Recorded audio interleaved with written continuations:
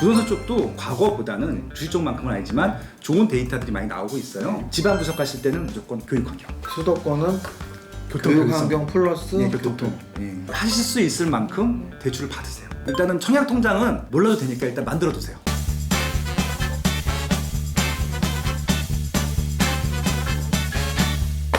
안녕하세요 구독자 여러분. 오늘은 부동산 공부를 할 건데요. 부동산 쪽에서 굉장히 유명하신 저자님을 모셨습니다. 최근에 부동산 쪽 책 중에 가장 판매량이 높은 책인데요. 대한민국 부동산 미래지도의 저자 김학렬님을 모셨습니다. 안녕하세요. 네, 안녕하세요. 반갑습니다. 우리 구독자님들에게 소개 간단하게 부탁드립니다. 네. 저는 스마트튜브 부동산 조사 연구소 소장 김학렬이라고 합니다. 네, 반갑습니다. 네. 지금 굉장히 짧게 인사를 하셨지만 부동산 최고의 넘버원 입지 전문가. 사실 저도 부동산 공부를 아주 조금을 했는데 그 당시에 좀 여러 명의 전문가분들의 글이나 이런 걸 봤을 때 빠숑이라는 닉네임은 굉장히 낯이 익은, 아마도 한 번씩은 들어보셨을 닉네임이고요. 굉장히 많은 플랫폼 채널들을 하시는 걸로 알고 있어요. 블로거, 유튜버. 네. 그리고 좀 방금 인사하셨듯이 부동산 관련 리서치 회사 대표를 맡고 있으십니다. 그래서 부동산 쪽 업력이 굉장히 오래되신 걸로 알고 있는데, 오늘 이 책 설명에 앞서서 몇 가지 좀 궁금한 것부터 먼저 가볍게 질문을 하고 이제 본격적으로 책 이야기를 할 건데요. 방금 전에 제가 말씀드렸지만 책에도 써 있어요. 빠숑의 입지 분석 바이블. 근데 빠숑이라는 말이 필명이고 활동명인 것 같은데 네. 이 활동명이 어떻게 지어진 거죠? 대학생 때. 대학 때면은 굉장히 오래전.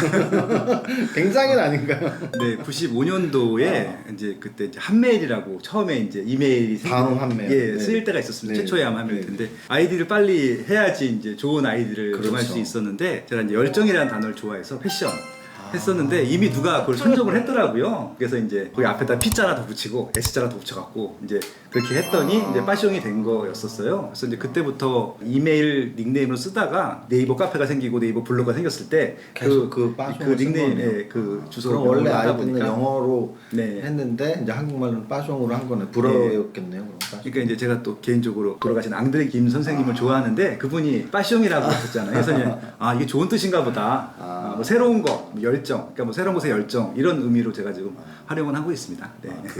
저도 추억 돋네요 진짜. 왜냐면 네. 비슷한데요. 저도 처음에 이제 한메일의 아이디를 만들어야 되는데 아이디를 뭐로 만들지 했는데, 저는 개미라는 말 ANT 앞에 파워를 붙여서 파워 엔트가 제 다음 한메일 아이디거든요. 진짜 슈퍼게임이시네요. 네, 그래서 그 당시 처음 주식할 때도 아이디를 파워 엔트로 만들었었는데 저랑 비슷한 그런 생각으로 빠숑을 만드시고 아직까지도 이제 쓰고 계시네요. 네, 부동산과 관련된 용어는 아닙니다.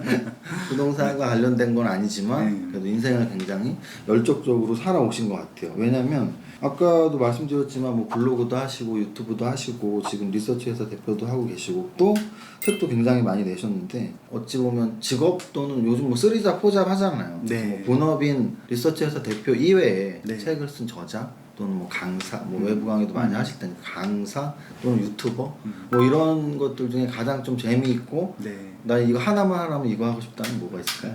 저는 글 쓰는 걸 좋아했고요. 글 쓰는 거를. 그래서 2005년도에 블로그를 처음 개설을 했었고, 그때 처음에 이제 네이버 블로그가 생겼을 때라서 그때부터 시작을 했었는데, 처음엔 이제 부동산 칼럼을 쓴 것이 아니었고, 제가 오늘 영화 좋아하고 책을 좋아하다 보니까 그런 거 서평 올리고 영화평 올리는 걸 시작했었거든요. 근데 이제 한국갤럽에서 제가 부동산 조사 팀장을 했었어요. 그러다가 이제 그건 이제 B2B 영업이기 때문에 대외적으로 공개할 건 없죠. 근데 이제 가끔 가다가 저희 조사한 내용 중에서 일반인한테 공개해도 되는 것들 중에서 일반인들이 오해하고 있는 것들을 썼기 시작했어요. 특히 입지에 대해서는. 근데 반응이 너무 좋아서 그래서 어느 순간부터는 계속 부동산 칼럼을 블로그에 올리기 시작했거든요. 그래서 지금은 이제 매일 한 2편씩은 꼭 칼럼을 쓰고 있고요. 블로그에? 예, 블로그에 매일 블로그 씁니다. 이름이 빠숑의 세상 답사기. 세상 답사. 빠숑이 들어갔죠, 맞아요. 예, 빠숑의 세상 답사. 블로그에 컬럼을 쓰고 있으시고. 네, 그래서 그 위에 네이버 카페든 유튜브든 그다음에 스마트튜브 경제 아카데미라는 사이트도 운영하고 있는데 그런 것들 다 기본적으로 좋아하지만 블로그로서 대외적인 활동을 제가 먼저 시작하고 있고 지금도 제일 왕성한 활동을 하고 있거든요. 블로그에. 예, 그래서 지금 한 6만 정도 팔로워가 블로그 있습니다. 이웃이. 아마 여러분들이 알고 계신 경제 쪽 블로거 중에서는 아마 팔로워가 제일 많을 겁니다. 그럼 인플루언서도 받으셨겠네요. 그것도 처음 신청, 초창기 신청했어. 받았었고요. 예, 인수불로 그 수사까지 다 합치게 되면은 한 28만 정도. 엄청 나시네요. 네, 그래서 왜냐하면 저도 블로그를 사실 네. 열심히 한 2년 정도 했었는데 네. 한 5천 명, 8천 명? 그 정도 선에서 이렇게 정체되고 좀 힘들더라고요. 그래서 아이고, 이제 뭐 일단 실전 투자자시고 대단하시다. 저는 블로그 글쟁이니까. 블로그 20만 명은 정말 거의 처음 듣는 것 같은데요. 네네. 아무튼 뭐 10만 넘기도 힘든데 다행히 많이 사랑해 주셔서 지금도 열심히 활동을 하고 있습니다. 그래서 네. 가장 처음 한 거고 또 글 쓰는 걸 워낙 좋아하시니까 매일 두 편. 매일 씁니다. 네, 예. 매일 뭐 글을 토요일 쓰는- 일요일도 안 가리고 저는 계속 씁니다. 매일 글을 쓰는 네. 빠숑의 세상 답사. 세상 답사. 네네. 그 블로그 가장 애착이 가신다.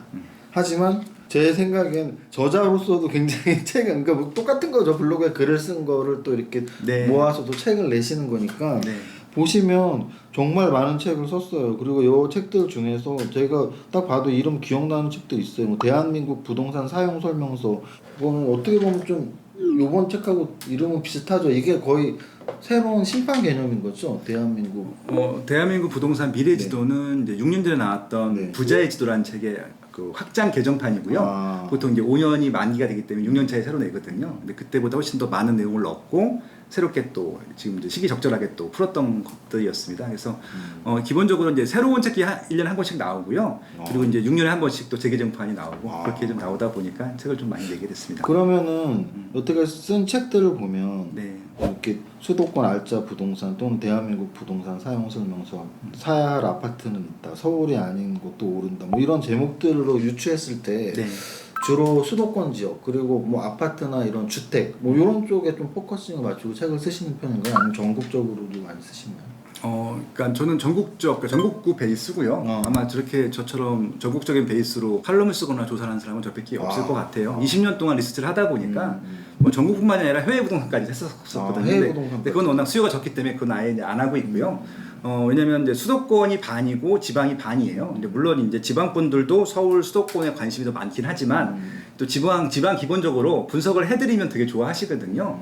책 중에 서울이 아니어도 오를 곳은 오른다라는 책이 있어요. 그게 이제 지방 부동산만 분석한 대한민국 최초의 부동산 서적입니다. 그걸로 제가 부동산 서적으로는 종합 1등을 처음 찍었어요. 예스24 교부. 서울이 아니어도 예. 오를 곳은 오른다. 아마 이제 그전에 그런 책이 없었기 때문에 아마 종합 1등을 할 수 있었던 것 같고요. 그래서 그만큼 지방 부동산에 대한 수요도 많긴 한데 아무래도 이제 그 지방까지 그렇게 폭넓게 분석을 하실 수 있는 분들은 많지 않아서 저는 이제 다행히 회사 일도 부동산 분석을 하는 일이고 제 개인적인 취미 활동도 전부 답사되는 거라서 결합이 되다 보니까 재밌게 좀 봐주셨던 것 같아요. 네. 블로그 보면 굉장히 오래전에 지신 걸 거 아니에요. 그러니까 예, 부동산 칼럼 쓰기 전부터 썼습니다. 이 세상 블로그 답사기. 명대로 어찌 보면 가수들이 네. 자기가 부른 노래 제목대로 인생이 흘러간다는 말을 많이 들었는데 네. 세상 답사기 딱 이게 이 저자님이 쓴 책들이 다 그냥 세상 돌아다니는 입지 분석 이런 내용들이니까 그렇죠. 그때부터 어찌 보면 운명이 결정된 걸 수도 있을 것 같아요. 그러니까 돌아다니는 것들을 워낙 좋아했었어요. 뭐 제가 이제 전공은 신문 방송학과를 했고요. 그러다 보니까 오늘 뉴스나 매스컴 이런 얘기들을 좋아하고 저희 학교는 이제 꼭 복수 전공을 했어야 되거든요. 이제 부전공으로 사학을 했어요. 그러니까 개인적으로 워낙 역사, 문화재 이런 걸 너무 좋아해서 그러니까 저는 부동산과 무관하게 학생 때부터 전국에 있는 그런 유적지들을 찾아다니는 걸 너무 좋아하다 보니까 그런 걸로 좀 결부를 시켰죠. 그래서 지번 부동산 분석할 때도 저는 단순하게 뭐 호재 이런 거 분석하는 게 아니라 역사 얘기를 하는 거예요. 그러니까 지금의 모습들은 과거의 어떤 행위들 때문에 지금 모습이 있었던 것이고 미래 지도라고 한 것은 지금의 어떤 행위 때문에 미래가 이렇게 흘러갈 것이다라고 쓰는 것들이거든요. 그래서 과거, 현재, 미래를 계속 엮습니다. 그러다 보면 자연스럽게 그 입지의 전문가도 될 수 있는 거고 누구나 이제 인사이트라는 게 생기게 되는 것들이죠. 네. 이 재테크 쪽에서 원래 진짜 고수들이 인문학하고 결부시키는 분들이 많은데 사후에 재테크를 공부하고 인문학 공부하는 분들은 한계가 있어요. 저도 마찬가지거든요. 네. 근데 애초에 대학 때 또 사학 전공을 이렇게 또 부전공을 하셔서 아마도 저도 이렇게 보면서 그 지역의 그런 유적지나 이런 사진만 이렇게 중간중간 있더라고요. 그래고 거의 다 들어갔어요. 네, 시험마다. 이거 보면서 이렇게 사진이 꽤 많이 있어요. 그 동네 뭐 아파트도 있고 한데 유적지들이 있는 사진을 보면서 야 이분 되게 그런 인문학적인 소양이 있으신가 보다 했는데 사학을 부전공하는 영향도 있으시겠네요. 제가 이제 팟캐스트를 두 가지를 운영을 하는데 하나는 이제 빠숑이 세상 답사기라고 하는 경제 콘텐츠를 하나 운영하고 있고요. 그리고 또 하나는 다독다독이라고 순수 서적만 또 팟캐스트를 하고 있어요. 서평하는 팟캐스트인데 그것도 한 4년 차 됐는데 거기는 경제 쪽은 거의 안 하고 부동산 책은 아예 안 하고 인문과학 쪽만 하고 있어요. 네, 그래서 굉장히 책 읽는 것도 좋아합니다. 그러네요. 예. 말씀 들어보면 엄청 똑똑한 느낌이 점점 들고 있습니다. 오늘 말 실수 절대 하면 안 되겠다. 네, 똑똑한 거 하고 부자가 되는 거하고는 상관이 없는 것 같아요. 자, 그러면은 네네. 이제 본격적으로 이 대한민국 부동산 미래지도 책에 대해서 제가 질문을 드릴 건데요. 네. 대한민국 부동산 미래지도는 두 권이, 한 권은 서울편이고 한 권은 경기편입니다. 그래서 서울편과 경기편이 두 권으로 따로 떨어져 있어요. 이 두 권을 보시면 수도권 지역의 구 또는 시에 대해서 이제 공부를 할 수 있는 책인데요. 하나하나 한번 질문을 드려볼게요. 일단 1권은 이제 서울편인데 우리가 25개 구라고 하잖아요, 서울을. 근데 이제 그 중에 여기 8개의 구가 있어요. 여기 8개 구를 읽어드리면 강서구, 중량구, 서초구, 강동구, 영등포구, 청북구, 노원구, 마포구 이렇게 8개가 있어요. 그러면 혹시 듣는 분들 중엔 가장 집값이 비싼 강남구는 왜 없지? 뭐 요즘 용산구가 핫하다는데 용산구는 왜 없지? 이런 궁금증이 분명히 있으실 것 같아요. 그래서 네. 직접 저자님이 설명 한번 해주시죠. 어떤 기준으로 왜 여기 8개만 있는 건지. 네, 그러니까 제가 책을 많이 내다 보니까 이건 이제 두 번째 책인 부자의 지도의 확장판이라고 말씀을 드렸었고요. 첫 번째 책이 수도권 알짜 부동산 답사기라는 책이 제가 낸 첫 번째 책입니다. 강남구랑 용산구 표는 그쪽에 있고요. 그 책의 시작은 강남구는 아니었었고요. 종로구였습니다. 서울 얘기를 하다 보면은 종로구라는 곳이 제일 먼저 생겼거든요. 정확하게 1394년도에 생겼어요. 왜냐면 개성에서 이주를 했잖아요. 사대문 안에 있는. 예. 그래서 종로부터 풀어드리고 싶었고요. 실제 그때부터 사람이 살기 시작해서 지금도 한 번도 어김없이 다른 지역들은 신도시라서 사람이 안 살던 곳들도 사람이 사는 곳으로 바뀐 것이었는데 종로구 같은 경우는 600년을 사람들끼리 살았었거든요. 그러니까 우리가 잘 알고 있는 강남구도 1975년도에 생긴 신도시예요. 예, 그런 개념이었습니다. 근데 뭐 결과론적으로 좀 강남구가 제일 잘 된 이유가 있는데 뭐 그런 것들을 좀 풀어드리고 싶었던 거죠. 종로구부터 강남구까지. 그게 이제 1권이라고 볼 수 있는 수도권 알짜 부동산 답사기였었고요. 수도권 알짜 부동산 답사기. 그거는 예. 몇 년 전에 나온 책이죠, 이미. 그렇죠. 예, 그래서 이건 두 번째 파트일 네. 텐데 거기서 이제 언급하지 않은 지역 중에서 오히려 저는 이 지역들이 더 애착이 더 많이 가요. 예를 들어서 강남구에 가려져 있지만 서초구가 굉장히 발전 가능성이라든지 사람들이 선호하는 면에서 좀 더 친근하거든요. 강남구는 왠지 부자 동네인 건 알겠는데 한 단계 두 단계 좀 떨어져 있는 집 같은 거예요. 근데 서초구는요, 솔직히 시세는 지금 강남구보다 더 비싼 지역들도 있는데 그래도 강남구보다 조금 가깝게 느껴집니다. 그래서 여기 지금 서울에 나온 8개 지역 중에서 조금은 이제 어떻게 보면은 메인 지역 그 다음 지역으로 비춰질 수 있지만 조금 더 접근하기 쉬운 지역들을 좀 선발을 했고요. 특히 이제 맨 앞으로 뽑았던 강서구 편과 중랑구 편은 아마 강서구랑 중랑구를 언급한 책은 제가 찾아봤는데 없어요. 없는데 이게 서울의 서쪽 끝과 동쪽 끝이거든요. 근데 거기도 분명히 지금 뭔가 계속 움직임이 있어요. 그럼 이것들을 보게 되면 미래에 조금 지금과 다른 모습들을 볼 수 있을까 해서 이전 책에서는 보여주지 않은 책들을 제가 살펴서 넣었습니다. 예, 기대하시면 되는 거죠. 무슨 뜻이냐면 25개구 중에 6년 전에 나온 책에 이미 뭐 종로구, 강남구 설명을 다 하셨고 이번에 책에 거기에 없던 구를 선정을 한 겁니다. 그래서 이게 입지 분석 바이블 해서 우리 저자님께서 아까 설명하셨지만 이런 여태까지 뭐 컬럼을 하루에 2개씩 쓰신 정도로 뭐 입지 분석의 전문가로 뭐 정평이 나 있으신데 궁금한 건 부동산 미래지도라고 써 있잖아요. 그래서 그 아까 8개의 구에 아파트 또는 주택에 한정된 것인가요? 아니면 뭐 상가, 나아가서 토지까지도 같이 공부가 가능한 것인가요? 기본적으로 저는 이제 부동산이긴 하지만 사람에 집중한 것이고요. 그곳에 살고 있는 사람들 얘기를 했다고 보시면 될 것 같아요. 아무래도 그럼 여기 살고 있는 사람들이 가장 많이 거주하고 있는 곳이니까 주거가 위주가 될 가능성이 높고요. 뭐 상가나 뭐 공장이라든지 토지라든지 그런 얘기들은 함께 얘기를 할 수밖에 없죠. 사이사이에 또 그런 얘기들을 해야 되니까. 그래서 이제 뭐 1편이 강서구 편인데 강서구에 지금 살고 있는 분들이 어떤 분들이고 어디 살고 있고 어디서 왔고 앞으로 또 어떻게 될 것이고 이렇게 좀 이해를 하시고 아마 책을 보시게 되면 좀 이해가 좀 더 되실 것 같습니다. 자기가 살고 있는 동네에 있으면 엄청 재밌게 볼 수 있어요. 왜냐면 제 고향이 강서구거든요. 아 진짜요? 오. 제가 중고등학교도 다 거기서 나왔어요. 초중고를. 그래서 무슨 동 하셨어요? 뭐 어렸을 때 이제 이사를 집에서 많이 다녀서 그래서 뭐 등촌동, 목동 뭐 이렇게 살았고 그리고 뭐 예전에 제가 어렸을 땐 당연히 양천구가 나눠지지 않았을 때 88년도에 나눠졌습니다. 네, 그래서 제가 학교 다닐 때만 해도 그냥 강서구였고요. 그래서 강서구에서 초중고를 다 졸업을 해서 그리고 제가 본 적도 강서구 염창동이에요. 그래서 아버지 그러셨구나. 고향이 보통 본적이잖아요. 그렇죠. 그래서 아버지 고향이 본적도 엄창이고 저도 이제 그쪽 초중고를 나왔기 때문에 첫 번째 구가 강서구라 그래서 너무 신기했어요. 강서구가 여기 이렇게 첫 번째로 낄 동네는 아니라는 생각이 네. 들어서 왜 강서구가 1번이지? 근데 이제 아까 저자님 설명하셨듯이 예전 쪽에 없는 구들 위주로 이렇게 했는데 강서구 읽어보면 이제 뭐 마곡 개발 뭐 이런 거랑 연관져서 되게 좋게 써주셔서 재밌게 읽었고 아까 말씀드렸지만 내가 살고 있는 지역 또는 여기 현재 안 살더라도 나 이쪽에서 살고 싶다 아파트 예를 들어 서초구 살고 싶어하는 분도 굉장히 많을 거 아니에요. 그렇죠. 네. 서초구에 대한 내용을 보다 보면 정말 그냥 어디 아파트 집값이 얼마고 이게 아니고 네. 그 동네가 왜 생겼고 뭐 어떤 진짜 굉장히 다양한 정보들이 있더라고요. 그래서 그런 점이 되게 좋았는데 또 하나 질문을 또 드린다면 서울 기준으로 8개의 구가 있잖아요. 네. 근데 이제 제가 주식하고 좀 빗대서 한번 질문을 드리면 네. 주식에서 이제 탑다운 분석이라고 해서 시장을 전체를 보고 네. 이제 어떤 업종을 보고 근데 반도체 업종이 좋으면 반도체에서 뭐 삼성전자를 살지 SK하이닉스를 살지 이렇게 종목 선택을 하는데 그거랑 연관져서 되게 우문일지 모르는데 아마 현답을 해주시려고 믿고 질문을 드리면 네. 여기 8개의 구가 있고 그 각 구의 모든 동들이 설명이 있잖아요. 네. 그러면 구를 먼저 딱 찍고 나는 그 구를 갈 건데 그 구에서 어느 동을 갈까 공부하는 게 맞나요? 아니면 구랑 상관없이 각각의 동을 보면서 공부하는 게 맞나요? 둘 다 필요하고요. 뭐 주식도 마찬가지일 것 같은데 주식도 뭐 탑다운만 게 아니라 바텀업도 있잖아요. 그렇죠. 똑같이 양쪽을 다 고려하게 되면 완벽한 분석이 될 것 같고요. 되게 좋은 질문 해주신 것 같아요. 그러니까 이게 모르는 지역들 같은 경우는 탑다운으로 들어가는 게 맞을 것 같고요. 제가 조금이라도 연관 관계가 있다. 그러니까 주식에서도 내가 쓰고 있는 물품 중에서 일단 그 물품에 대해서 관심 갖게 되면은 점점 확장해서 나가는 것들이잖아요. 그렇죠. 그러니까 예를 들어서 보통 이제 부동산 같은 경우는 아파트 같은 경우는 어떻게 접근들을 많이 하시냐면요.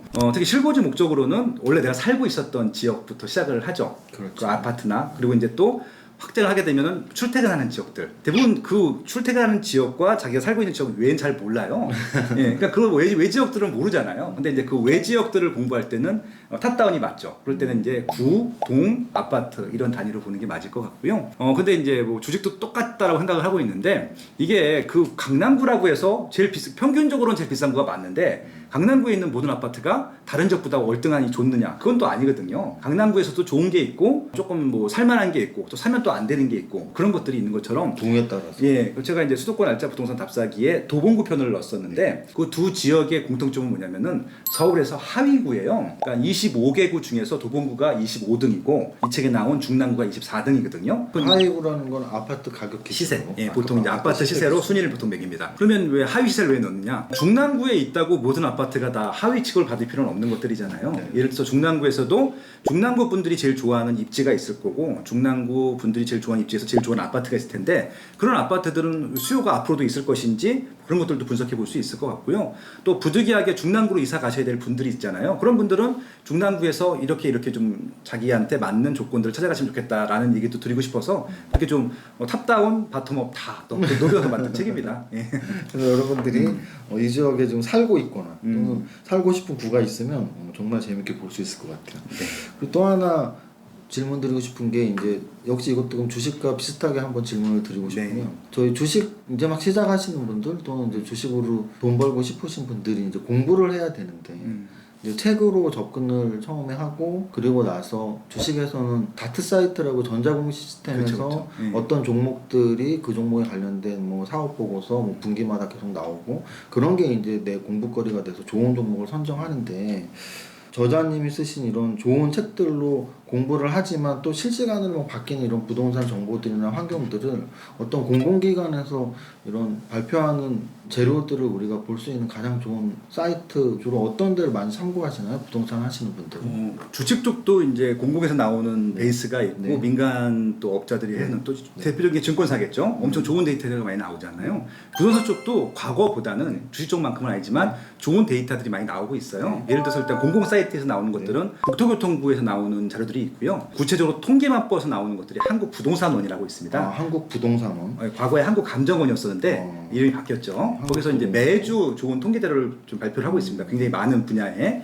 그리고 민간 베이스이긴 한데 이것도 거의 공공 성격이 강한 KB국민은행에서 리브온이라고 하는 사이트가 있는데 한국 부동산원보다 더 많은 데이터, 오래된 데이터들을 많이 제공해주고 있거든요.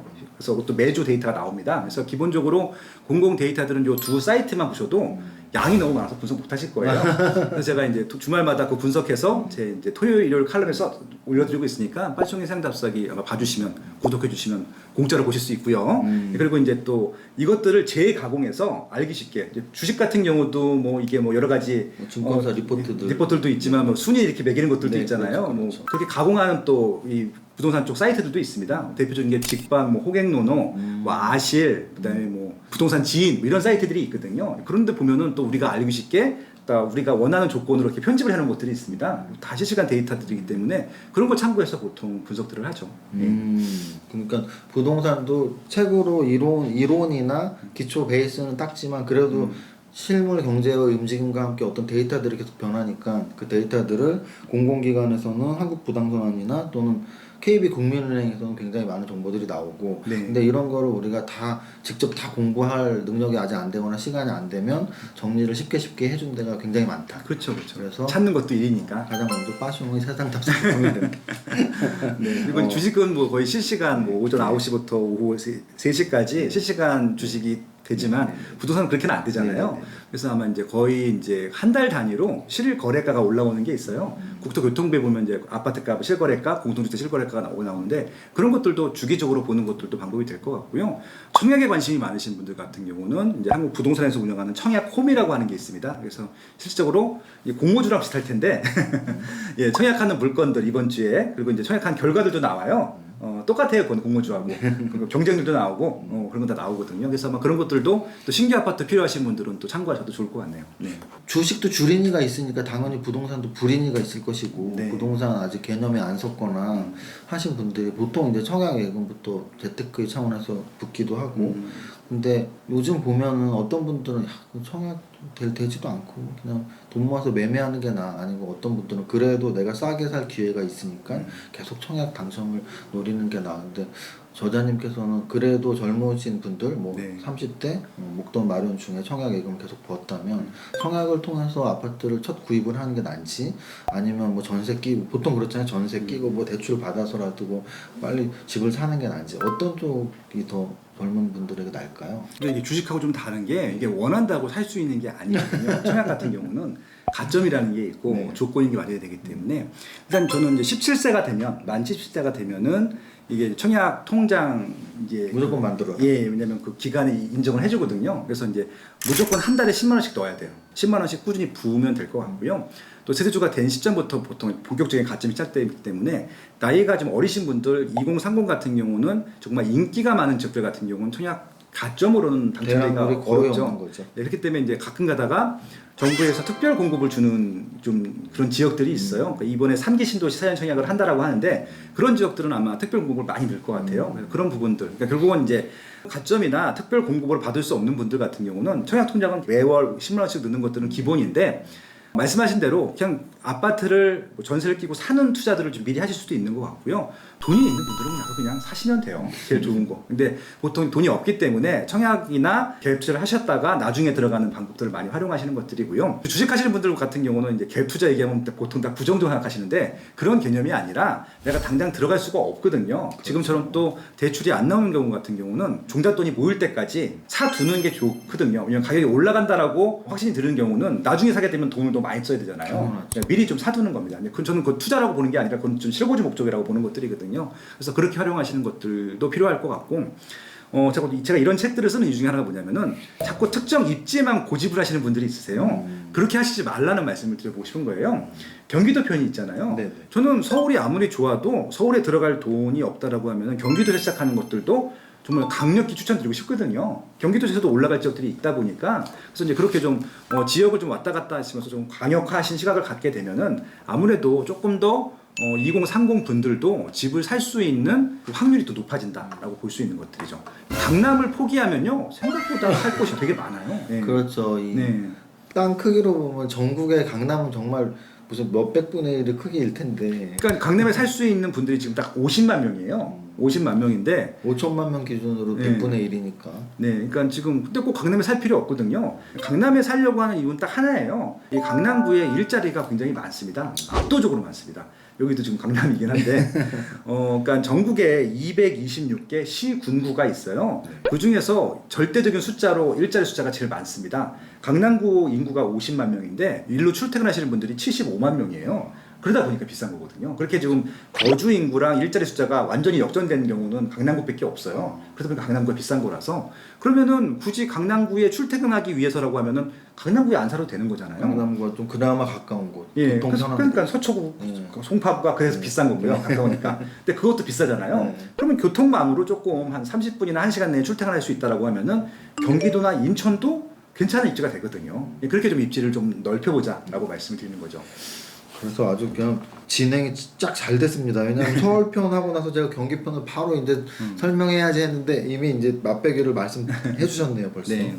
네, 서울편이 8개의 구가 있었다면 경기편은 6개의 시가 있습니다. 의정부시, 구리시, 안양시, 광주시, 화성시, 평택시. 여기 광주시는 경기도 광주죠. 그래서 이렇게 6개가 있는데 역시 아까 서울시에 강남구가 없듯이 이 6개 시에는 뭐 궁금해하실 만한 뭐 용인이나 성남 뭐 이런 건 없어요. 왜냐하면 아까 말씀드린 똑같은 논리죠. 예전 그때 책에 있었던 수도권 알짜 부동산 답사기에 네. 총 이제 18개 네. 지역이 있어요. 그러니까 이제 그 수도권 알짜 부동산 답사기에다가 경기도에서 좀 잘 나가는 네, 지역들, 네. 소위 말해서 빅4라고 하는데 제일 비싼 지역이 과천입니다. 과천. 성남, 하남, 광명이 있는데 이 지역은 말 그대로 그 입지만큼은 안 되지만 거의 준하는 입지들입니다. 그리고 지금은 좀 저렴한 입지고 향후 5년 내, 10년 내 굉장히 시세가 많이 올라갈 수 있는 호재들이라든지 뭐 이런 것들이 많이 있는 잠재 가치가 있는 그런 지역이라고 보시면 될 것 같아요. 그래서 제가 그 질문을 드리고 싶었어요. 강남구가 비싼데 사실 거기서 그 강남구의 집값을 지불할 수 있는 많은 사람은 많지는 않고 네. 그러면 어쨌든 강남과 좀 교통이 편한 그런데 지금 상대적으로 훨씬 싼 근데 앞으로는 올라갈 확률이 높은 그런 경기도의 지역들도 좋다. 그래서 어찌 보면 지금 여기에 6개의 시가 있지만 이 시를 포함해서 여기 없더라도 하나만 말씀해 주실 수 있나요?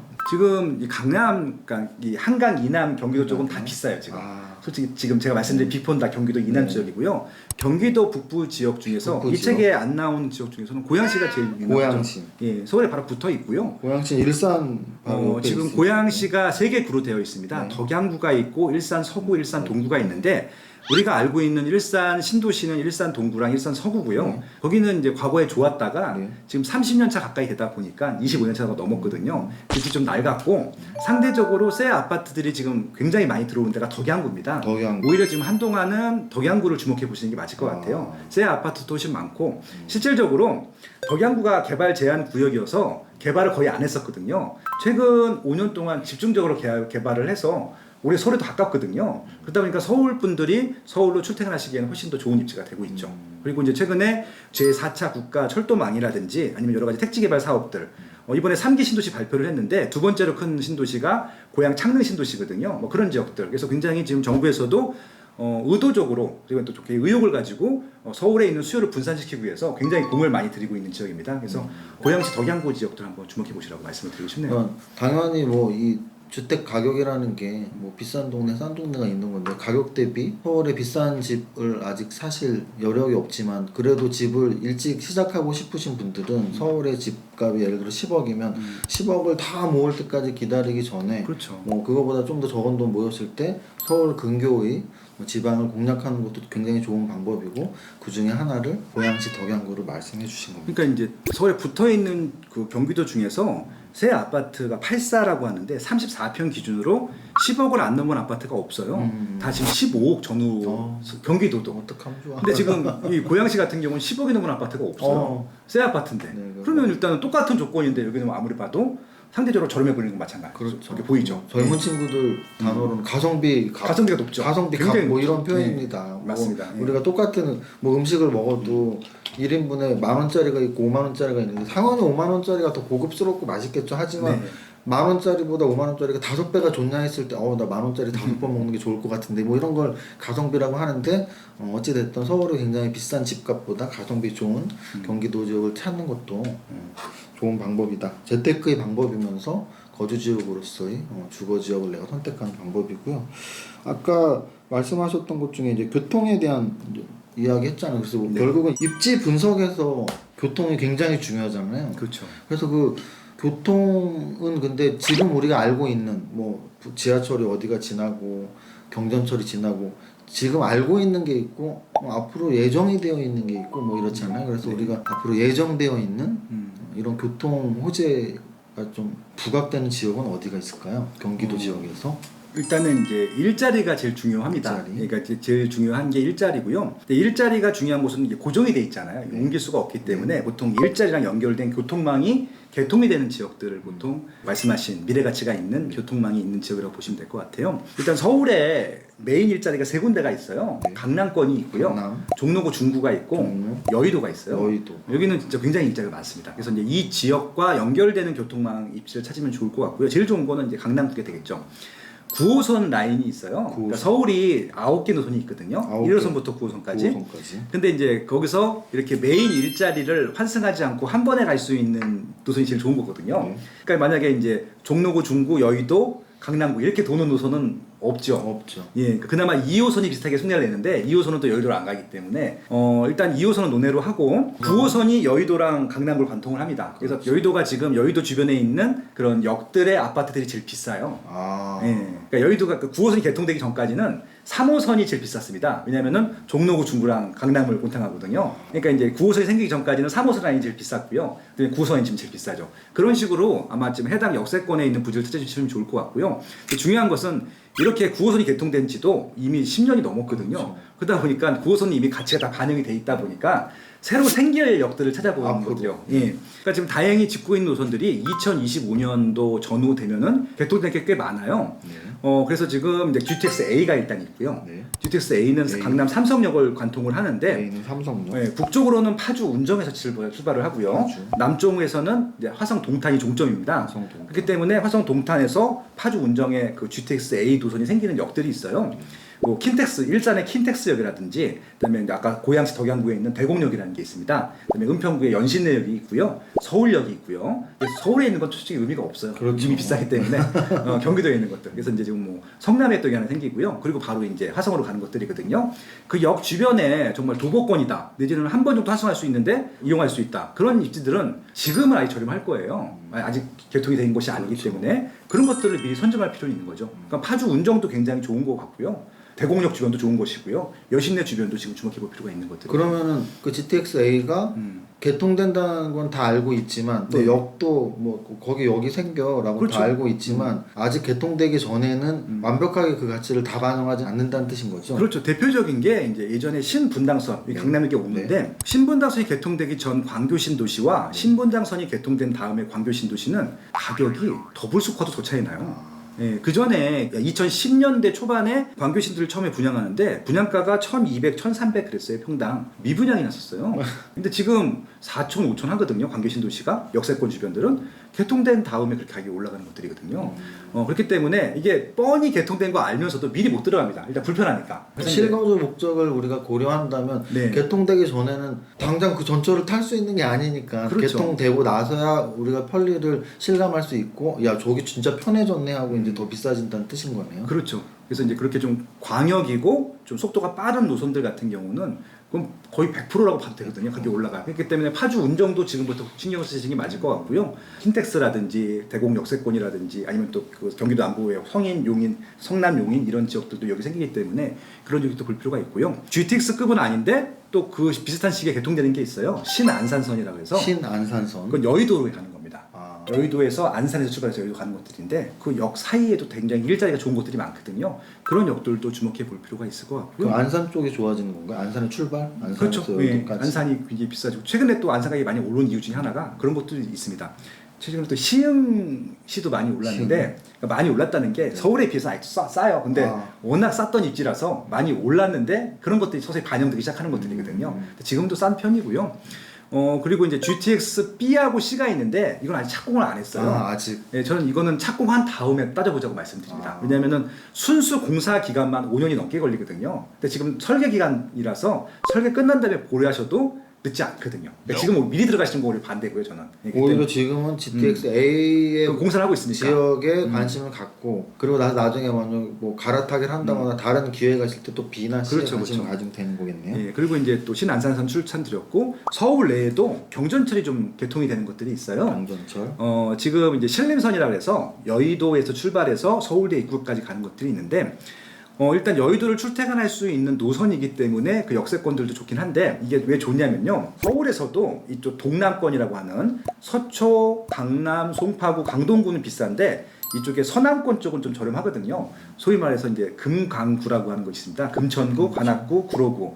그 지역을 지나가요. 지금은 저렴한 지이기 때문에 개통이 되게 되면은 요 신림선 같은 경우는 여의도에서 9호선 환승이 가능하고요. 또 보라매역에서 7호선 환승이 가능하고 신림역에서 2호선 환승이 가능하거든요. 이게 다 매일 일자리랑 환승을 할 수 있는 노선들이어서 이 신림선 같은 경우는 지금은 저렴하지만 또 가격이 또 많이 올라갈 수 있는 그런 입지로 충분히 분석을 할 수 있는 입지대가 되는 거죠.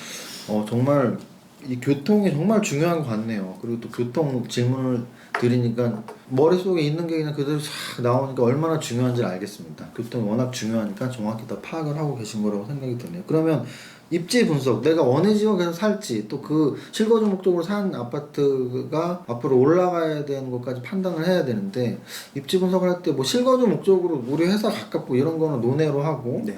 이제 투자 가치로서 올라간다는 가능성이 이제 교통의 편리성을 제가 첫 번째로 질문을 했는데 두 번째는 그러면 우리 저자님께서 교통 봤으면 다음은 이거야라고 할 만한 입지 분석에서 이 기준점이 뭐가 있을까요? 뭐 교통만큼이나 또 중요한 게 교육 환경. 교육 환경. 네, 근데 교육 환경 같은 경우는 좀 안타까운 게 교통은 호재가 될 지역들이 점점 많아지고 있는데 교육 환경은 점점 줄어들고 있어요. 평준화 때문인가요? 그런 것들도 있고 절대적인 이유는 학생 수가 줍니다. 네, 그래서 이제 교육 환경에 대해서 가성비를 따져봐야 되는데 학원 입장에서 보면은 예전에는 애들이 많기 때문에 점점 많아졌기 때문에 어느 곳이든지 학원 차리면 다 장사가 잘 됐거든요. 그렇죠. 요즘은 온라인 워낙 개통 발달해 있기 때문에 인강이라고 하는 걸 많이 듣고요. 그래서 오프라인 학원과끼리 또 뭉쳐 있는 데들은 그래도 명맥을 유지하는데 띄엄띄엄 있는 것들은 사람들이 안 가거든요. 이게 규모의 경제 때문에. 그러다 보니까 과거에는 이런 신규 아파트가 많이 생기게 되면 그 옆에 학원가들이 생겨서 좋았는데 지금은 그렇게 안 생겨요. 그러다 보니까 기존의 학원가들이 점점 똘똘 뭉치기 시작한 겁니다.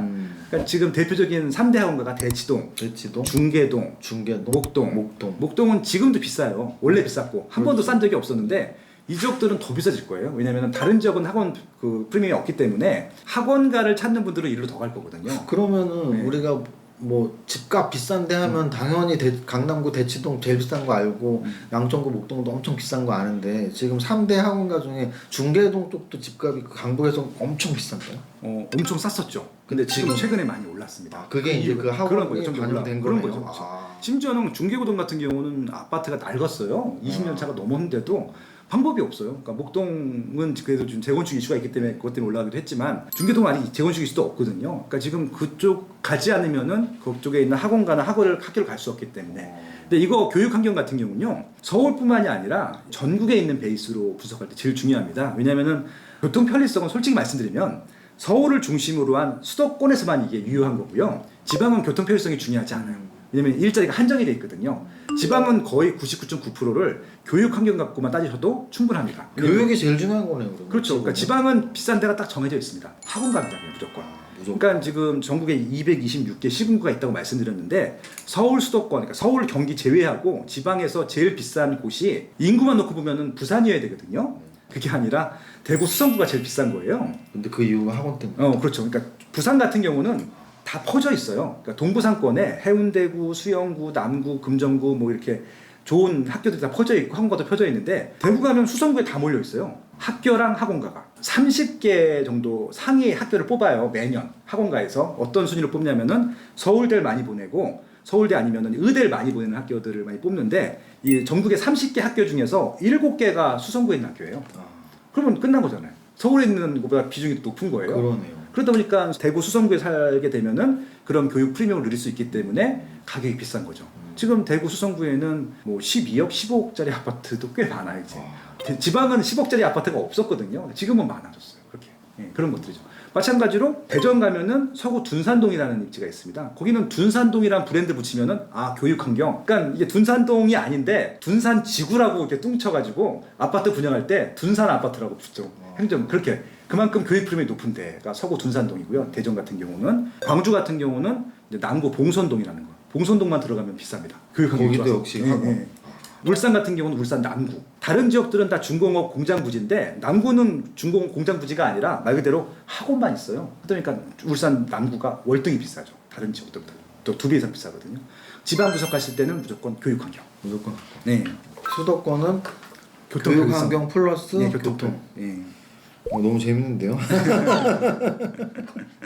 그러면 이제 이렇게 분석을 막 입지 분석을 해서 내가 진짜 사고자 하는 아파트가 생겼어요. 네. 근데 뭐 한 채 있는 분들이 뭐 평수 늘리기 뭐 이런 식으로 갈 때는 좀 더 모아서 가고 이렇게 할 수 있는데 처음 집을 사는 분들은 정말 아까 말씀하신 대로 서울의 집값이 뭐 15억, 20억이 됐는데 뭐 월급을 평생 모아도 그 돈을 못 모을 수도 있고 그래서 레버리지 없이 사는 건 거의 불가능하다고 봤을 때 정부에서 어느 정도 제한이 있어서 뭐 100% 레버리지를 뭐 내 돈 하나도 없이 살 수는 없는 거니까 이 레버리지는 어느 정도 쓰는 게 맞는지 뭐 쓸 수 있는 만큼 최대한 써서라도 근데 또 그렇게 겁나는 분들은 그렇게 했다가 이자 비용만 계속 내고 또 집값이 안 오르면 어떡하지 뭐 이렇게 걱정하시는 분들도 있고 그래서 레버리지를 쓸 때는 가장 좀 조심해야 될 건 뭘까요? 또는 레버리지를 쓰는 게 좋다 나쁘다 해서 저는 아까 말씀을 하셨으니까 저도 공감 표시를 한다면 저는 레버리지는 집 살 때는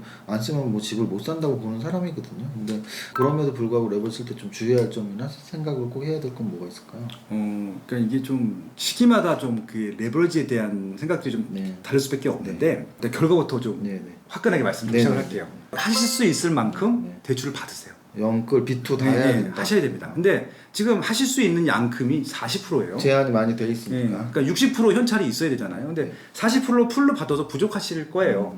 그러니까 저는 이제 이전 집, 지금은 대출이 그만큼 안 되지만 이전 집 살 때는 70%까지 대출을 받을 수 있는 시기여서 박근혜 정부까지 그랬었습니다. 그래서 이제 그 대출을 받고 저도 서울에 있는 아파트를 샀는데 지금 그게 안 됩니다. 안 되기 때문에 어쩔 수 없이 대출을 풀로 받고요. 지금 또 제가 대출을 낼 때보단 저금리잖아요.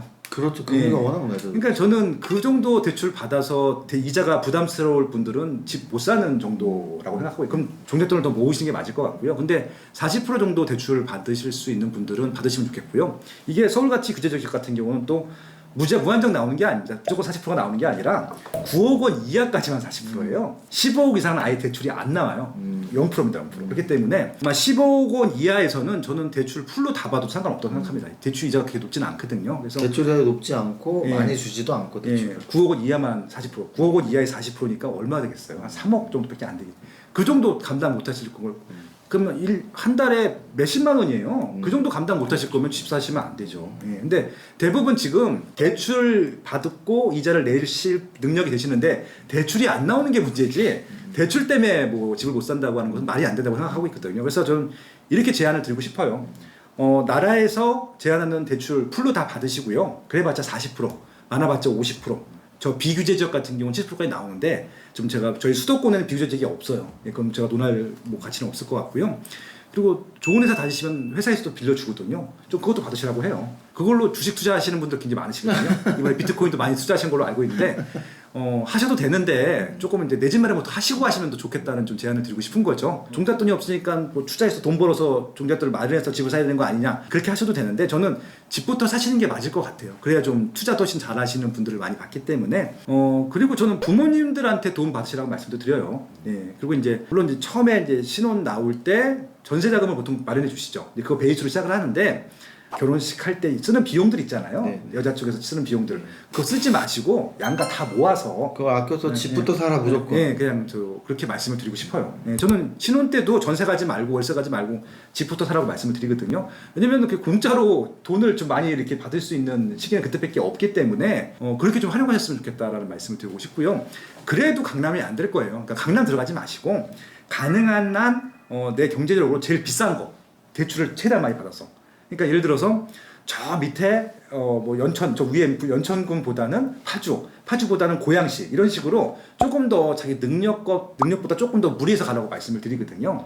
보통 통상적으로 한 번 집을 사면요. 한 10.7년 정도 거주해요. 10년. 그러면은 지금 수준에 맞는 집을 사는 것이 아니라 향후 한 6년 차, 7년 차 정도 될 때쯤 수준에 맞추시면 될 것 같아요. 지금은 무리지만 6년차 정도 예. 후에는 이 정도. 그러면 정말 열심히 삽니다. 아껴 쓰고요. 저축하고 웬만하면 부담스러우면 또 대출 갚기도 하고. 그렇게 오히려 생활을 조금 더 쪼들이더라도 열심히 사는 것들이 맞지 지금 뭐 레버리지를 신경 쓸 지금 타이밍은 아닌 것 같습니다. 그러니까 예를 들어서 이제 예전처럼 70%, 80% 대출 나온다고 하면 그때는 제가 조언을 드릴 수 있는데 지금은 40%밖에 안 나오는 시장에서 뭐 레버리지를 이거 논의할 필요가 뭐 있습니까? 플러스 알파를 더 만드세요. 빚을. 예, 그렇게 좀 제안을 드리고 싶네요. 네. 자, 그러면 이게 이제 실거주 목적이 결부돼서 그러니까 무주택자가 1주택자가 될 때는 어차피 내가 평생 사야 될 집이니까 네. 빨리 사는 게 맞고 대출을 최대한을 끌어들여도 뭐 40%밖에 안 주니까 최대한 쓰는 거로 해서 빨리 삽시다라고 말씀을 하셨다면 네. 만약에 1주택자에서 네. 집을 2채 또는 2주택인데 3채 이것도 똑같은 논리로 가능합니까? 이건 또 생각을 다시 이건 또 완전 전략이 다른 얘기죠. 다르죠. 그러니까 예. 아까 말씀드린 건 무주택자가 첫 번째 집을 살 때 말씀드린 그건 진짜 거고 과감하게. 네, 첫 번째 집은 사고 치세요 그냥. 정말 예. 최대한 이렇게 해서 하는 게 예, 맞다고 사고 치는 게 하는데 맞습니다. 단연간의 경험을 네. 강력하게 하는데 분명한 건 무주택자가 첫 번째 집을 근데 이제 다주택자들 뭐 한 채가 두 채가 세 채 될 때는 지금 또 약간 어떻게 내용이 달라지죠? 그러니까 이제 무주택자가 다르고요. 1주택자가 다르고 다주택자가 다릅니다. 일단 무주택자 같은 경우는요. 이미 말씀을 드렸고 제 후배들 결혼할 때 저한테 이제 주택 상담을 하러 왔는데 10명 다 전세 월세 갖고 왔는데 설득을 해서 집 마련을 시켰어요. 다 저를 고마워합니다. 10년 동안에 그렇게 했었었고요. 그러니까 그만큼 무주택자 같은 경우는 오히려 사고를 과감하게 치는 사람들이 제일 행복했던 것 같고요. 특히 강남 사신 분들은 제일 행복했어요. 첫 번째 집을 강남에 살다니. 그때는 대출이 가능했던 네. 시기니까 10년 전 얘기예요. 예, 그래서 아무튼 2012년도에 전세가랑 매매가랑 거의 붙어 있을 때가 있었거든요. 강남도 1억 차이밖에 안 나. 그럴 때 좀 대출 더 받아오라고 해서 제가 사게 했어요. 그냥 1억만 더 주시면 됐으니까. 지금 그게 한 20억 가까이 올랐어요. 그럼 인생이 바뀐 거잖아요. 평생 월급 받을 돈을 강남 집 저는 그 친구한테 계속 고기를 사다 얻어먹고 있습니다. 저보다 나이가 한참 어린데도 제가 얻어먹고 있습니다. 그래도 될 것 같아서. 다주택자들은 제가 드릴 말씀 별로 없어요. 이분들은 알아서 하셔야 돼요. 왜냐면 세금 문제가 다르기 때문에 두 채가 다르고 세 채가 다르고요. 또 다주택가 다르고 이게 또 매도할 때가 또 중요하신 분이 있고 종부세가 부담되시는 분이 있기 때문에 종부세가 좀 부담스러우시면 파시는 게 맞는 거고요. 당장 매도할 게 중요한 게 아니라 양도소득세가 정말 많이 나온다. 종부세 내면서도 몇 년을 버틸 수 있다. 그건 좀 전략을 따로 갖고 하시는 게 맞을 것 같고요. 이거는 뭐 케이스 바이 케이스이기 때문에 제가 조언 드릴 필요는 없고 이미 다 그건 하실 겁니다. 중요한 게 1주택자 분들이실 텐데요. 지금 굉장히 이분들이 제일 힘들어요. 솔직히 무주택자들보다 더 힘듭니다. 왜죠?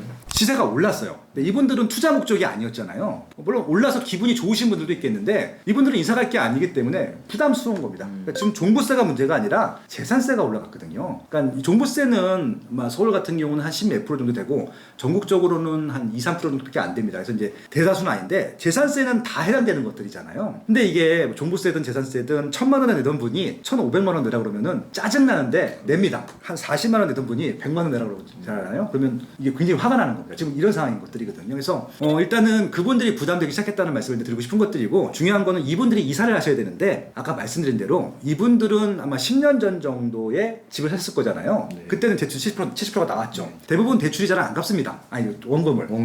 그래서 지금 그 대출 원금을 갚고 다른 데 이사 가는 순간 그 대출을 받을 수가 없죠, 일단. 그렇죠. 줄었으니까. 예. 그러니까 예를 들어서 이런 거예요. 저 하나 쉬운 예를 말씀드릴게요.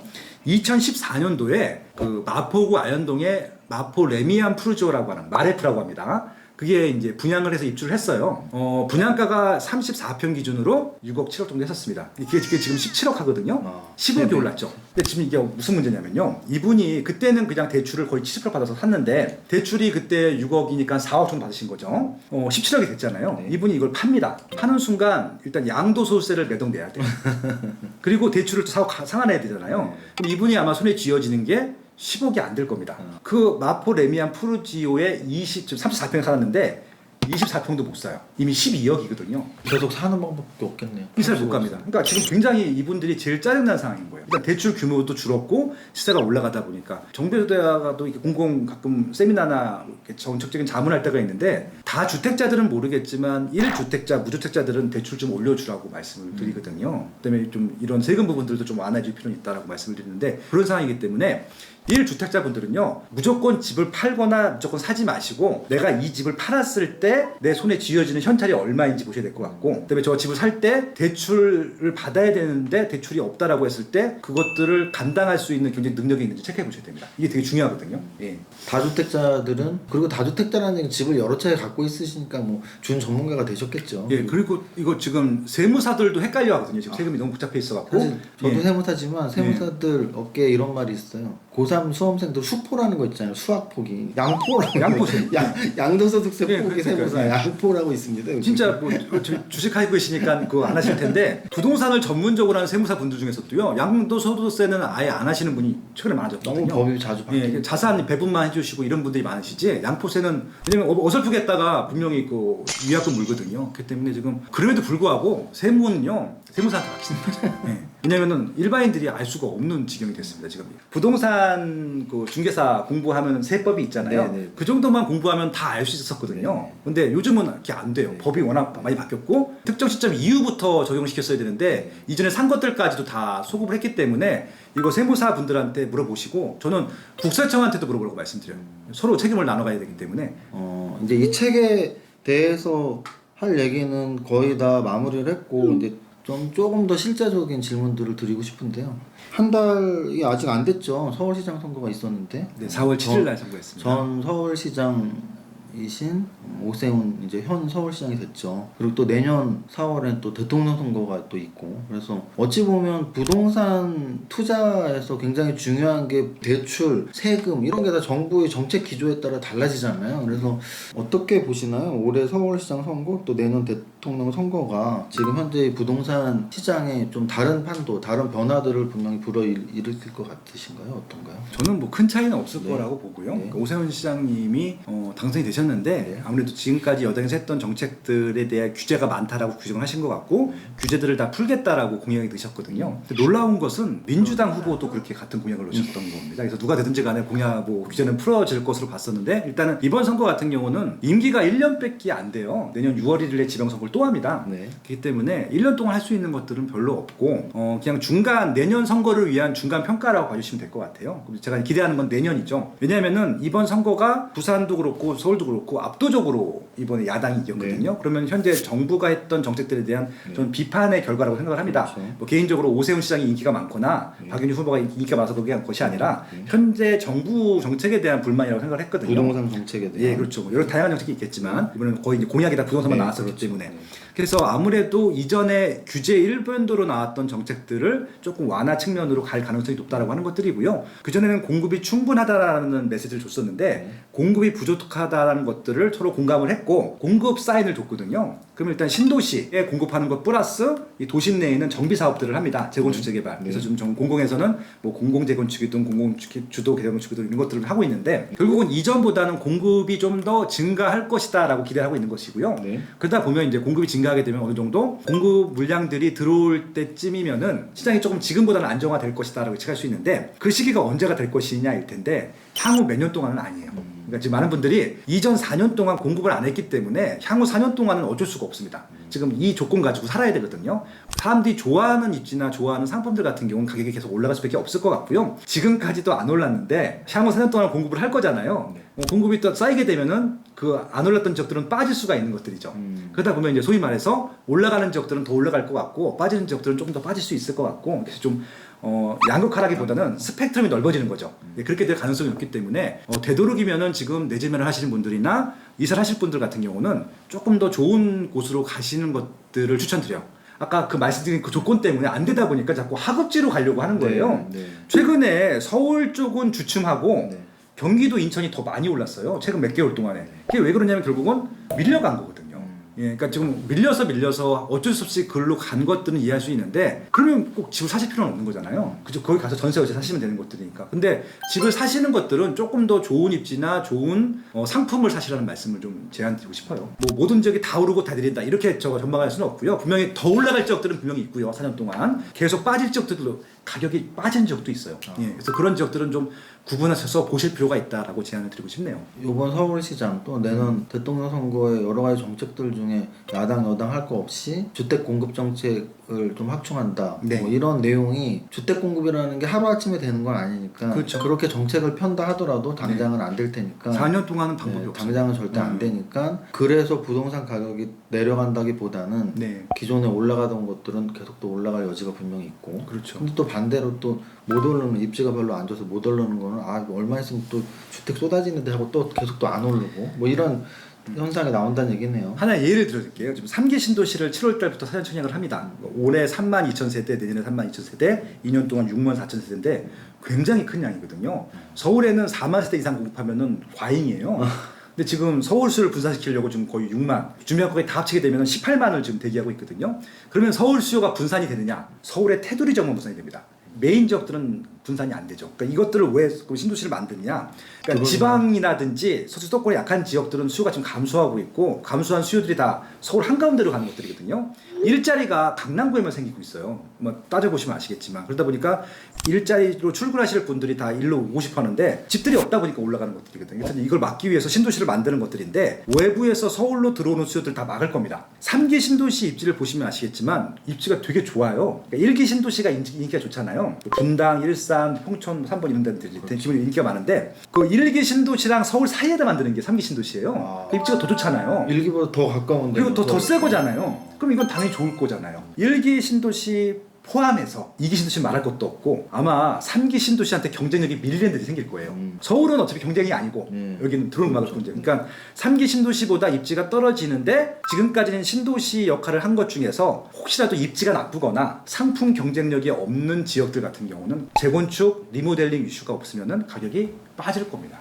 거기 지금 살고 있으신 분들은 고민 좀 해보셔야겠네요. 그러니까 지금부터 이사 계획을 세우셔야 되고 전략을 세우시는 게 맞고요. 다행히 지금 1기 신도시들은 리모델링이나 재건축 이슈들이 좀 나오기 시작했거든요. 기본적으로 기반시설이 좋기 때문에 아파트만 새 걸로 되게 되면 경쟁력이 생깁니다. 지금 제가 말씀드린 거는 리모델링이나 재건축 이슈가 없는 1기 신도시라고 해서 다 좋은 게 아니거든요. 입지로 떨어진 지역들이 있고 심지어 1기 신도시가 또 아닌 입지들이 있을 거잖아요. 예를 들어서 이제 지난 10년 동안에 절대 가격이 빠진 지역들이 있어요. 경기도에서. 네. 어딘가요? 대표적인 지역이 작년까지입니다. 지금 최근에 올라서 지금 다시 따져봐야 되는데 2019년도까지 고양시 일산 서구, 일산 서구 빠졌었고요. 파주 빠졌었고요. 김포 빠졌었고요. 인천 서구 빠졌었거든요. 일산, 파주, 김포 사시는 분들 지금 속상하시겠다. 네, 근데 최근 1년 동안 올랐어요. 또 다행히. 왜냐면 서울이 집을 거래를 할 수 없다 보니까 서울 분들이 다 글로 갔습니다. 최근에 올랐습니다. 근데 그 지역들이 빠졌던 이유가 뭐냐면은 일산 신도시가 낡을 때 파주 운정 신도시를 개발했어요. 김포 한강 신도시를 개발했고 인천 서구에는 검단 신도시를 개발하다 보니까 서로 수요를 나눠 먹기를 한 거예요. 그러니까 수요가 뒤에 배후 수요지가 있어야 되는데 거긴 다 끝지역들이거든요. 그러다 보니까 서울에서 좀 수요가 밀려갔는데도 불구하고 워낙 많은 물량들이 동시에 공급되다 보니까 가격이 빠진 거예요. 이해하시겠죠? 네. 그리고 3기 신도시가 그보다 더 많거든요. 그 2기보다 더 많아요. 그럼 이거는 딱 불보듯이 뻔하잖아요. 수요가 지금 증가하지 않은 상태에서 신규 아파트가 공급이 된다? 그럼 뒷지역들은 빠질 가능성이 높은 거죠. 어쨌든 지금 들으면서 아마 자기가 사는 동네가 어디에 해당되는지 아마 아실 거예요. 굉장히 구체적으로 설명을 해주셨거든요. 1기 신도시, 2기 신도시 또 그 외 지역들.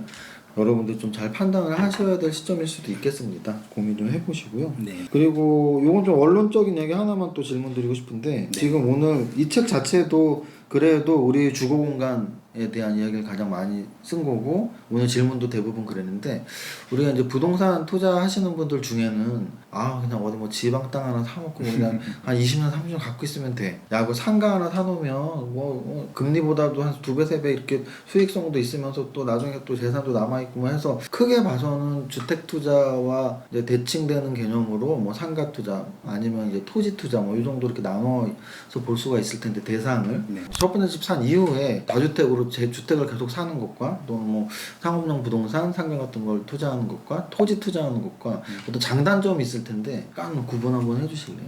그러니까 투자의 난이도로 보면요. 네네. 주택이 압도적으로 쉽고요. 가장 쉽죠. 왜냐면 이건 누구나 할 수 있고요. 접근성. 솔직히 공부를 안 해도 됩니다. 이건. 그냥 본인이 좋아하는 입지 좋아하는 아파트 사면 그거는 절대 안 빠져요. 본인들이 잘 압니다. 본능적으로. 굉장히 뭐 논리적으로 데이터 분석하고 뭐 그러는데 그렇게 하실 필요 없다고 생각을 합니다. 그냥 아내분한테 물어보시면 제일 정확합니다. 그분들은 남편 출근시키고 애들 학교랑 학원 학원 보내고 본인들 스타벅스 한 잔 동네 아주머니들이랑 식사할 수 있는 그 정도 생활 환경이면은 절대 집값이 안 빠지거든요. 본능적으로 알고 있는데 남자분들은 그거 모르시잖아요. 그건 본능에 맡기시면 되는 것들이고요. 주택이라는 상품이 있습니다. 이건 실거주 투자가 있는데 일단 쉽다라는 말씀을 드렸고요.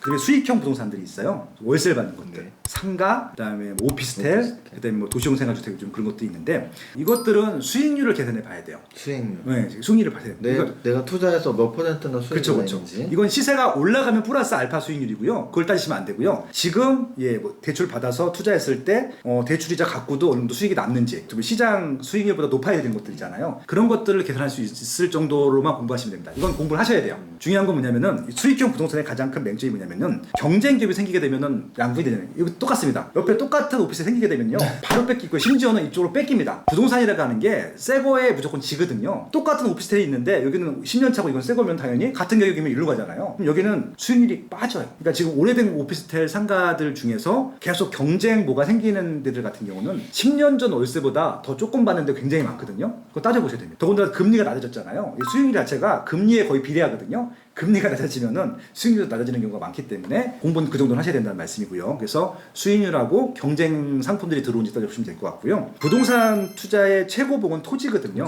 토지는 이게 수익형이 아니잖아요.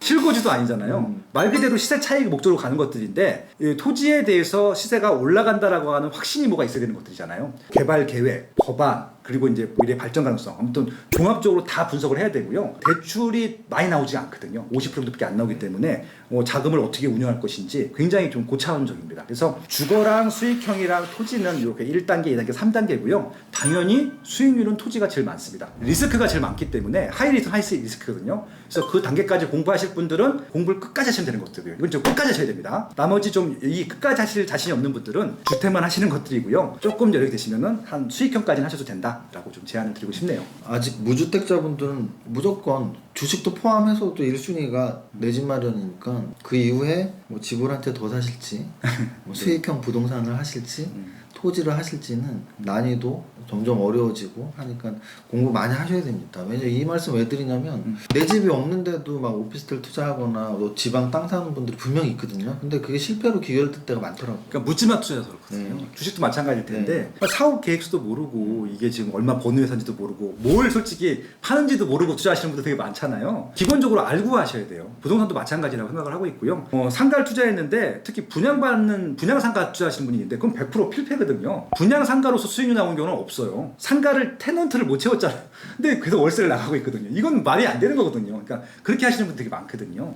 토지도 마찬가지로 갑자기 새만금이 뜬다고 하니까 새만금에 투자를 하시는 거예요. 새만금 얘기가 지금 25년 차거든요. 지금 아직 실체가 아직도 저도 모르겠어요. 물론 지금 새만금 투자하지 말라는 게 아닌데 거기에 어떤 입지, 어떤 기업들이 어떻게 들어갈지는 알고 투자하셔야 되는 것들이잖아요. 그런 것들. 그래서 결국은 공부를 좀 더 깊게 하시면 좋겠다는 말씀을 드리고 싶은 것들이고, 깊게 하실수록 생각보다 할 것들이 또 꽤 많다라는 좀 그런 좀 긍정적인 말씀도 드리고 싶네요. 대한민국 부동산 미래지도 책부터 해서 실제 불거지는 이야기들까지 다 해봤고, 마지막으로 주식 쪽엔 주린이 뭐 코인 쪽에 코린이 근데 부동산도 뭐 나이 뭐 한 30, 40대 넘은 분들은 그래도 내 집 마련 꿈이 있으니까 다 하겠지만 20대 이제 막 뭐 처벌고 받고 이런 20대 분들은 청약저축조차 없는 분들도 많이 있을 거란 말이죠. 그래서 우리 젊은 불인이 사회 초년병 분들한테 인생의 조언 한 말씀 해주시죠. 그 분야에 계속 있으시라는, 계속 그 포함해 있으라는 말씀을 좀 드리고 싶고요. 일단은 청약통장은 몰라도 되니까 일단 만들어 두세요. 만들어 두시고 만드셔서 무조건. 10만 원씩 넣으셔야 됩니다. 그 이하도 안 되고 이상은 필요 없고요. 주식도 마찬가지겠지만 매일 그런 뉴스들을 보셔야 돼요. 책을 보시면 더 좋고요. 일단 뉴스를 매일 접하셨으면 좋겠다는 말씀을 드리고 싶고요. 주식하시는 분들 지금 슈퍼개미 이세무사님 TV 보시는 것처럼 부동산 관심 있는 분들은 빠숑이 산다 싸기 블로그나 유튜브 좀 보시면 좋을 것 같고요. 저는 아침마다 매일 라이브 방송을 하거든요. 그렇게 좀 시장에 참여 계시다 보면은 아마 계속 뭔가 보이실 겁니다. 지금은 이게 트렌드구나, 이것들 좀 봐야 되겠구나, 이런 공부가 더 필요하겠구나. 그때부터 시작하신 것들이거든요. 그 전에 내가 뭘 알고 내가 뭘 모르는지도 모르는 상태에서 투자하시는 것들은 절대 반대고요. 적어도 내가 할 수 있는 것들, 못하는 것들 구분하실 수 있을 때부터 본격적인 공부 시작하시고 투자하시라는 말씀을 좀 드려보고 싶네요. 네. 오늘 너무 좋은 말씀 감사합니다. 네. 일단 김학렬 저자님께서도 공부 중요성 계속 말씀드렸고 내 집 마련은 이건 필수잖아요. 우리가 뭐 살면서 언젠가는 분명히 내 집 마련할 테니까 부동산 공부는 반드시 하셔야 되는 거고 대한민국 부동산 미래지도 서울편은 8개고 경기편은 6개의 시에 대한 설명이 있고요. 또 그 구와 그 시들 아니더라도 우리 김학렬 저자님께서 여태까지 쓰신 굉장히 많은 책에 많이 담겨 있습니다. 그리고 블로그하고 유튜브 명이 똑같죠. 빠숑의 세상 답사기입니다. 그래서 네. 여러분들이 이렇게 찾아가셔갖고 블로그도 구독 누르시고 유튜브도 구독 누르시면 굉장히 좋은 정보를 실시간으로 받아보실 수 있습니다.